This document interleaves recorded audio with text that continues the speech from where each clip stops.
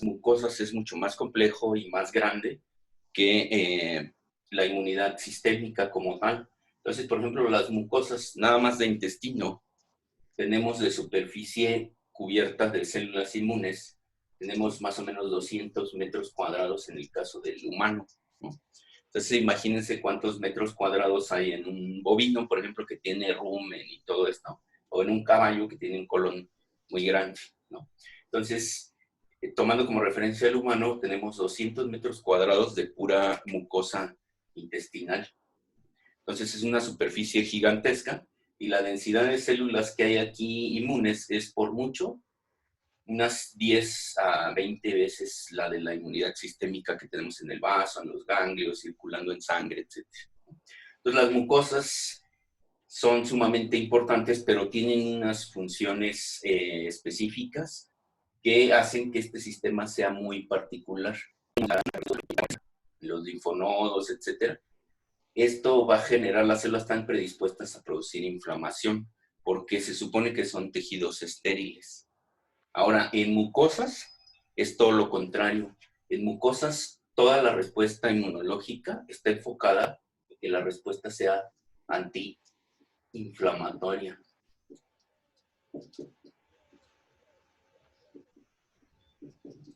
Entonces, digamos que estas son unas diferencias importantes. Las mucosas tienen mucho mayor cantidad de células inmunes, más tejido linfoide, y la inmunidad sistémica tiene menos. Ahora, la inmunidad sistémica produce respuestas proinflamatorias muy fuertes y la respuesta en mucosas por lo general es un ambiente antiinflamatorio, ¿no? Entonces, ¿por qué tiene que ser un ambiente antiinflamatorio? Porque todas las mucosas están en contacto con algo que ahorita tiene mucho auge, pero que existe desde hace mucho tiempo, que se le conoce como microbiota, ¿no? Doctor, Sí. que si puede aceptar a los demás. No, porque no me caen bien. No, no es cierto, ahorita ya lo subí a admitir. Listo. Gracias. Nada. Sí. Entonces, la microbiota va a estar interactuando directamente con las superficies mucosales, ¿no? Entonces, va a estar interactuando con las superficies de las mucosas. Está en contacto muy estrecho. Por lo tanto, si esta respuesta de las mucosas fuera proinflamatoria, como aquí, entonces habría esto nos llevaría a la enfermedad crónica, porque el estímulo a la microbiota estaría induciendo constantemente inflamación, pero como el sistema está hecho para responder de manera antiinflamatoria, entonces la microbiota realmente lo que hace, ¿no? Lo que hace al interactuar con las superficies mucosas es generar precisamente un ambiente antiinflamatorio.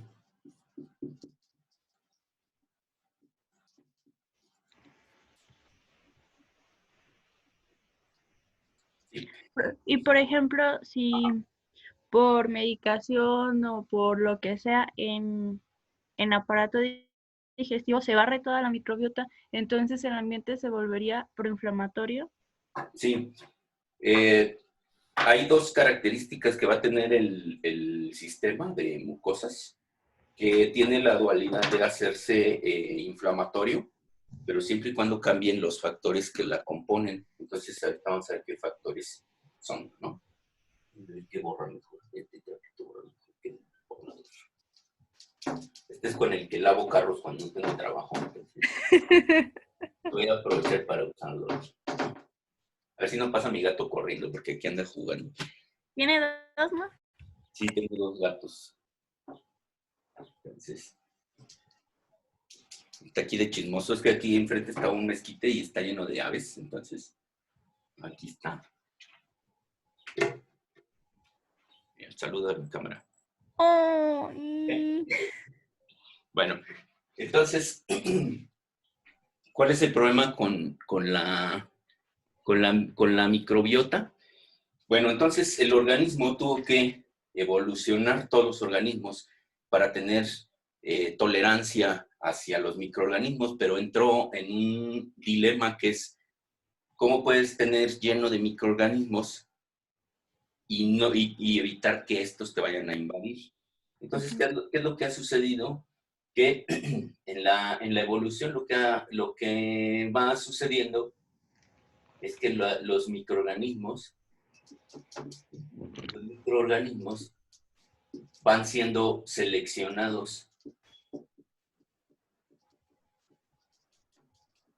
¿Por quién van a ir, por quién van a ser seleccionados? Pues por la mucosa. Entonces la mucosa lo que hace es seleccionar a los microorganismos que le convienen. Entonces esto es una evolución que se fue dando entre las diferentes especies de animales y plantas. Van creciendo, se van desarrollando, van permitiendo que ciertos microorganismos los colonicen y que otros no les sea fácil colonizarlos. Entonces, para esto, las mucosas desarrollaron lo que son las barreras que conocemos, que vimos al inicio, que son todas las barreras físicas y químicas, ¿no? Entonces aquí yo tengo una barrera, las barreras, y estas barreras tienen que estar en equilibrio, es decir, no tienen que estar afectadas. Si están en equilibrio, entonces la respuesta va a ser antiinflamatoria. ¿Sí? ¿Qué quiere decir? Que si yo tengo secreción de moco normal, si tengo íntegro el epitelio, tengo una microbiota normal, es decir, la dieta es normal y entonces yo tengo una microbiota sana. Entonces hay un equilibrio entre la microbiota y las barreras. Están interactuando, pero las barreras están íntegras. Quiere decir que lo que hagan los microorganismos no va a afectar a las barreras como tal. Y entonces está un equilibrio y se va a mantener un estado antiinflamatorio en el intestino. Pero ¿qué va a pasar si estas barreras se pierden o se alteran, ¿no? Entonces vamos a tener unas barreras alteradas, ¿no? Aquí barreras, ¿no? Las voy a poner en rojo para que se vea que es dangerous, ¿no? Entonces está el peligro. Las barreras están alteradas y entonces hay aquí una alteración. ¿Por qué pueden estar alteradas las barreras? Pues pueden estar alteradas por un cambio en la dieta, por ejemplo, ¿no? ¿Sí? O fisiológicamente por estrés, ¿no? ¿Cómo el estrés hace esto? Bueno, el estrés significa que hay mayor secreción de glucocorticoides y entonces disminuye un poco la población de células linfoides. Entonces, cuando hay una alteración en las barreras, ¿no? O por ejemplo toman antibióticos o lo que sea, entonces hay alteración en las barreras y contrario a lo que uno puede pensar cuando tomas antibióticos que te vas a sentir mejor o que los prescribimos, lo que va a suceder es que se va a activar un estado proinflamatorio. Entonces, por este estado proinflamatorio lo que va a hacer es generar más alteración de las barreras. Entonces, en las enfermedades intestinales, cuando lleven medicina, les van a dar, pues diferente, depende de quién les dé, ¿no? Pero si les da alguien bueno, entonces les va a indicar que antibióticos, antiparasitarios, antimicóticos, todo este tipo de fármacos, solo los deben prescribir en una enfermedad intestinal. Sí, hay signos de fiebre y sobre todo fiebre intensa. Si hay mucho dolor y si se sabe que ya se rompieron las barreras, ¿cómo lo pueden saber clínicamente? Porque van a ver sangrado, moco con sangre, distensión abdominal. Entonces ahí ya hay una alteración de las barreras y entonces tienen que utilizar algún antibiótico en caso de que sea microbiano o viral, o si es viral de todas maneras utilizan un antibiótico porque se rompieron las barreras y entonces la microbiota puede infectar al intestino, ¿no? Entonces, Pero si no ha sucedido eso, por ejemplo, cuando hay nada más diarrea normal, vómito, pero no hay signos de que las barreras intestinales estén alteradas, o sea, rotas, por ejemplo, el epitelio, que no hay hemorragia ni nada, y no hay fiebre, entonces no deben de utilizar antibióticos ni ningún antimicrobiano, porque lo que van a hacer es precisamente alterar la microbiota, porque la microbiota es parte de las barreras. Entonces, yo teniendo una microbiota sana, la barrera va a estar muy bien. Si yo tengo una microbiota alterada por los antibióticos o por la dieta o por el estrés o lo que sea, entonces yo voy a tener un problema que se llama disbiosis. Entonces, esto que está aquí puede generarme disbiosis. La disbiosis es una alteración de la microbiota. Entonces, cuando la microbiota, para que nosotros podamos decir que es disbiosis, es porque cambia la composición. ¿Sí? Cambia la composición. De la microbiota. La microbiota, ¿sí? Entonces, cambia la composición de la microbiota. Entonces empieza a disminuir los microorganismos benéficos, los lactobacilos, todo esto, y empiezan a existir agentes oportunistas. ¿Sí? Entonces, esto, en un cambio en la composición de la microbiota, produce lo que se conoce como disbiosis, y la disbiosis lo que va a hacer es generar un estado proinflamatorio. Entonces, si no hay fiebre ni nada, lo que es mejor es tratar lo sintomático, es decir, quitar el estímulo, por ejemplo, si es la dieta, ¿no? Si tenemos evidencia de que son parásitos, pero la membrana mucosa está íntegra, pues ahí sí pueden utilizar desparasitar al paciente, ¿no? Y si el problema es por estrés, por ejemplo, animales que están trabajando mucho o que están bajo un ambiente, en el caso de grandes especies, caballos y todo un ambiente de demasiado ejercicio, demasiado trabajo, demasiado estrés en la ordeña, etcétera, pues hay que modificar esto, pero no empezar a utilizar antibióticos. Y algo en el caso de los rumiantes y los herbívoros es más complicado manejar los probióticos, pero no es tan complicado, ¿no? Entonces, lo que se hace por lo general es aumentarles una dieta con mayor cantidad de fibra.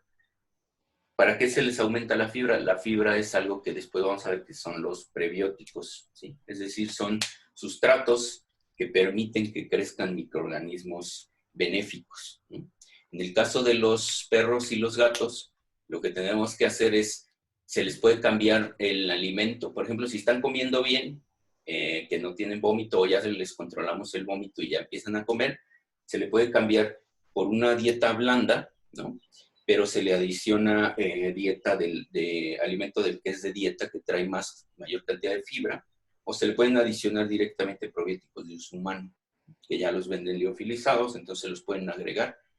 Igual como los gatos y los perros son bien tragones de lácteos, sí, de productos de ese tipo, pero están contraindicados, les gusta el Yakult, por ejemplo, ¿no? Entonces se les puede dar Yakult, se les dan los probióticos, etcétera, y lo que vamos a manejar primero es tratar de restablecer el ambiente antiinflamatorio de la mucosa. Las barreras solitas van a empezarse a activar con los probióticos. Entonces va a llegar un momento en que va a haber equilibrio aquí, ¿sí? Entonces, como ven, las mucosas pues sí cambiaron mucho en su organización porque tienen que controlar este equilibrio. Tienen que controlar un equilibrio entre sus barreras que producen, que no destruyan a los microorganismos, pero también deben de evitar que los microorganismos afecten a la pared intestinal. Entonces, ese desarrollo, que también se da en pulmones, que se da en piel, pero de menor grado, ha hecho que el sistema inmunológico de las mucosas esté estructurado de una manera distinta y que haya componentes que no están en el sistema inmune sistémico, precisamente para dar ese ambiente antiinflamatorio. ¿Okay? Entonces hay que grabarnos muy bien que mucosas siempre generan o buscan generar en estado de salud un ambiente antiinflamatorio, y la inmunidad sistémica lo que va a estar siempre presente es una inmunidad proinflamatoria, ¿no? Porque los tejidos se supone que son estériles y entonces no deben de permitir que pase eso, ¿sí? ¿Aquí dudas son? No, ¿No? Todo bien. Bueno, Todo bien, todo bien. voy a borrar Doctor. este pedacillo. Sí. Que si les puede permitir el acceso. Sí, cierto. Es que no me di cuenta que están ahí tocando la puerta. Gracias. De nada. Bueno, déjenme borrar. Este es mi borrador moderno, ecológico. Entonces no tengo que usar. Aquí tengo el otro, pero prefiero usar este. Aparte, como este pintador está viejito, está desde que llegué ahí a la facultad, entonces ya no está muy bueno, que digamos, ¿no? Pero bueno. Entonces, ¿por qué les puse aquí firmicutes y bacteroidetes? Voy a entrar muy rápido a esto porque después lo vamos a ver en... Ya no me acuerdo que también hay que ver inmunoterapia. Entonces, me voy a ir un poco más rápido. Creo que llevamos como 20 minutos. Entonces me voy a ir más rápido y les voy a explicar la estructura general de las mucosas en lo que es el intestino, ¿sí? Es el prototipo de la inmunidad de mucosas, pero vamos a ver que en pulmón y piel pues es distinto, ¿no? Aunque las participaciones son iguales. Bueno, entonces, ¿cómo es la estructura? Aquí es lo importante, ¿no? Para que vean lo importante que es llevar histología para que la dominen. Aquí es muy importante recordar la estructura de la mucosa, ¿no? Entonces, la estructura de la mucosa, los que se acuerden, nosotros tenemos en el intestino, déjenme ver si no se le fue la tinta a esto. Nosotros tenemos en el intestino la estructura que conocemos como una vellosidad, ¿no? Entonces, las vellosidades intestinales tienen, lo que hacen es aumentar la superficie de absorción y esto nos lleva a que también aumente la cantidad de células inflamatorias que hay, perdón, inmunológicas que hay ahí. Entonces, nosotros vamos a tener una estructura que va a ser, si recordamos, pues lo hemos visto, lo he repetido hasta el cansancio, pero lo voy a volver a hacer, ¿no? Pues tenemos de barreras, pues ya saben que tenemos el epitelio columnar, ¿no? Simple, aquí. Y entonces, en este epitelio columnar simple, es el que nos va a producir el moco, que el moco está compuesto por mucina principalmente, ¿no? Un componente del moco se conoce como mucina, y entonces la mucina lo que va a hacer pues, es recubrir, ¿no? Entonces aquí tenemos nosotros lo que es la mucina. Ahora, el intestino, cuando nosotros vemos cortes de intestino, hay secciones, no está en todas las especies, pero sí en casi todos los mamíferos, hay secciones que esta parte de aquí se forma,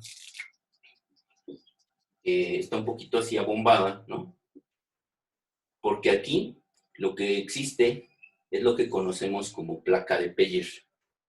Entonces yo aquí tengo una placa de Peyer, y así como tengo una placa de Peyer, tengo muchas en lo que es la parte del ilion y el yeyuno. Entonces, la placa de Peyer literalmente sería como un ganglio, un linfonodo metido entre la mucosa, ¿sí?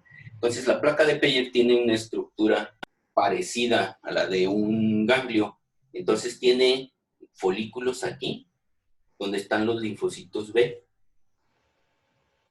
Entonces, yo tengo folículos y aquí están los linfocitos B. Creo que si no pinta mucho, pero no sé si alcanzan a ver que estoy poniendo una B, ¿no? Bueno, entonces, pero entonces imagínense que aquí es una B, ¿no? Pero sí alcanzan a ver la estructura de la placa de Peyer. Sí. ¿Sí? Bueno, entonces, la placa de Peyer tiene estos folículos que son iguales a los que tenían el ganglio. Entonces, el folículo va a alojar, si se acuerdan, a los linfocitos B y va a tener una zona donde va a tener a los linfocitos T dispersos alrededor, igualito que un ganglio. Y va a haber una zona aquí en las placas de Peyer donde van a estar, voy a borrarle el nombre y ahorita se lo pongo otra vez, placa de Peyer, ¿sí? Va a haber una zona donde van a estar las células dendríticas, ¿sí? Y algunos macrófagos en la placa de Peyer, que va a ser pegado hacia el intestino. Entonces el intestino, para facilitar la interacción de la placa de Peyer con la pared intestinal, se formaron unas células que son distintas a las células epiteliales, a los enterocitos, que se llaman células M. Pues las células M están así, están como un pantalón mal hecho, ¿no? Así. Y entonces, estas células M, ¿cuál va a ser su función? Las células M, aquí me voy a poner M, ¿no? Doctor, creo que hay más gente esperando para que los metan. Ay, qué flojito se ve. Bueno, entonces, las células M, ¿qué es lo que van a hacer las células M? Las células M, lo que van a hacer es que todo lo que llegue aquí, a su alcance de ellas, por ejemplo, proteínas del alimento, ¿no? O, por ejemplo, microorganismos que logren acercarse a las células M, ¿no? Aquí los que pongan rojo con patitas son microorganismos. Y entonces, ¿qué va a suceder con las células M? Las células M están especializadas en lo que se le conoce como transitosis. Quiere decir que los endocitan a esto y lo pasan hacia este lado, donde las células dendríticas lo que van a hacer es capturarlos. Entonces los capturan, las células dendríticas que están aquí, y entonces, ¿qué va a hacer la célula dendrítica? La célula dendrítica, si pasan microorganismos o pasan proteínas, pues ella lo que va a hacer es migrar. Entonces, aquí tenemos una célula dendrítica toda mal hecha, ¿no? Que no las quiero hacer muy chiquillas porque luego no las alcanzan a ver. Y lo que va a hacer, pues, es capturar al antígeno, lo procesa, y entonces se lo va a llevar al linfocito T, aquí. Y entonces va a interactuar con el linfocito T, lo va a estimular, y entonces el T va a ir a buscar a un B, lo va a estimular, y entonces el linfocito B, ¿qué es lo que va a hacer? El linfocito B va a salir de aquí está convertido ya en célula plasmática, ¿no? Entonces esta ya es una célula plasmática, y entonces esta célula plasmática, ¿qué es lo que va a ir a hacer? Se va a ir a plantar acá, al intestino, ¿no? Aquí está la célula plasmática, y va a empezar a secretar anticuerpos. Entonces, ¿qué tipo de anticuerpos va a secretar? ¿Cuál es el anticuerpo de mucosas? Que es un dímero. ¿No? ¿Nadie? Me perdí. ¿Qué anticuerpo es el clásico de mucosas? ¿Qué tipo? IgG, IgM o IgG, ¿no? IG, no. Profe, yo me perdí. Bueno, ahorita les vuelvo a explicar. Es la IgA, ¿sí? Bueno. Ok. Entonces, ¿qué es lo que, a ver si nos regresamos? Entonces está la estructura aquí, ¿no? De la placa de Peyer. La placa de Peyer está en contacto directo con el epitelio de la mucosa, y entonces la placa de Peyer es como un ganglio linfático, un linfonodo. Su función es facilitar el encuentro entre los linfocitos T, B y las células dendríticas para generar una respuesta ya sea de anticuerpos o de inmunidad celular. ¿Ok? Esta placa de Peyer, su estructura son los folículos en la parte baja, y en esta parte que está aquí arriba se le va a conocer como domo. Entonces, esta parte donde están las células dendríticas y está en contacto con el epitelio intestinal se le conoce como domo de la placa de Peyer, ¿sí? Entonces, el domo, en su parte más superior, en su parte más apical, tiene unas células modificadas que se llaman células M, ¿no?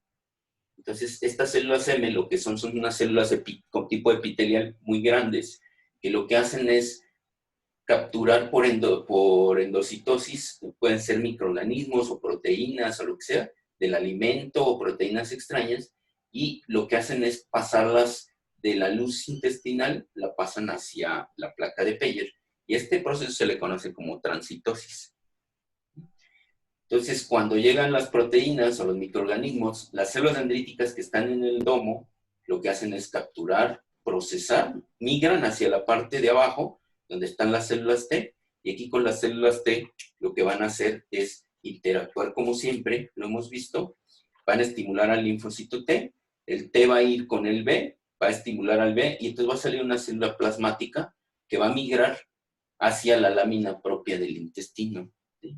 Y ahí en la lámina propia lo que va a hacer es empezar a secretar anticuerpos que van a ser de tipo IgA, que son dímeros, ¿no? O sea, son dos moléculas unidas por la parte del Fc. ¿Para qué los va a secretar aquí? Porque de aquí las células epiteliales las van a pasar al otro lado y se van a empezar a unir a los microorganismos acá afuera. Y entonces los van a empezar a evitar, ¿sí? Para unirlos, para neutralizarlos y evitar que sigan colonizando la mucosa o que se acerquen demasiado a la mucosa, ¿sí? ¿Sí se entendió hasta ahí? ¿Los pasa a la mucosa entonces? ¿O los pasa como Los anticuerpos los secreta aquí en la lámina propia y luego Ajá. vamos a ver el proceso que la célula, el enterocito, lo que hace es capturar al anticuerpo y pasarlo hacia la luz intestinal y se mezcla con el moco. Y ya al mezclarse con el moco empieza a unirse a los microorganismos con los que fueron estimuladas y entonces empiezan a neutralizar microorganismos. ¿Sí? Profe, entonces, ¿los linfocitos T activan a los linfocitos B? Sí, aquí sucede todo lo mismo que habíamos visto en inmunidad sistémica, que el linfocito T, ya que es estimulado por la célula, ahorita lo vamos a ver un poco más a fondo porque aquí se acuerdan las tres señales, ¿no? Entonces, si se acuerdan los perfiles TH1, TH2 y TH17, lo que hacía que se generaran esos perfiles, pues es la citocina que le secreta la célula dendrítica al linfocito T, ¿no? Sí. Entonces, para TH1 le secretaba interleucina 12, aquí para TH2 estaba la interleucina 4, ¿no? Y para el TH17 teníamos la interleucina 6 y el TGF-beta. Entonces vamos a ver que también para aquí le secreta una citocina, que ahorita vamos a ver cuáles son, porque lo que va a generar es un perfil de células T distinto al TH1, TH2 y TH17, porque esos tres perfiles son proinflamatorios y aparte generan los otros tipos de anticuerpos, IgG, IgE, ¿no? Entonces, si generan esos anticuerpos, lo que van a hacer es producir inflamación. Entonces, este T, cuando interactúa con esta célula dendrítica, va a producir algo distinto, ¿no? Ahorita lo vamos a ver qué es lo que va a suceder ahí. Pero bueno, el chiste es que, si me entienden la dinámica de la estructura, entonces tenemos el epitelio, tenemos las barreras, entre ellos la mucina, que es la que forma el moco. También, acuérdense que cuando vimos barreras, pues vimos que los epitelios secretan muchas cosas como péptidos antimicrobianos, lisozima, etcétera. Y entonces, aquí lo que vemos es cómo está estructurado este tejido linfoide, que es la placa de Peyer, y cómo está organizado como si fuera un ganglio. Entonces, en general en las mucosas se conocen dos tipos de tejido linfoide. Este, que está organizado aquí, y que se conoce precisamente como, voy a borrar aquí lo de mucina, y entonces se conoce como tejido linfoide estructurado, ¿sí? Entonces, el tejido linfoide estructurado está formado por las placas de Peyer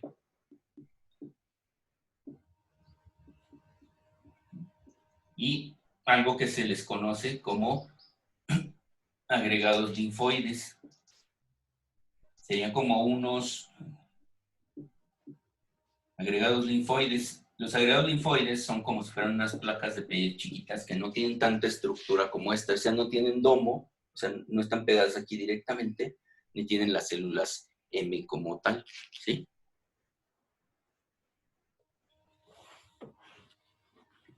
Entonces,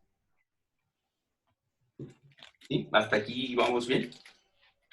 Sí. Y el otro tejido es las células plasmáticas que se generan aquí, se quedan en la lámina propia, y en la lámina propia también empiezan a llegar los linfocitos T, ya efectores, ¿no? T efectores, y empiezan a llegar células B de memoria, y empiezan a estar difusas en la lámina propia, y empiezan a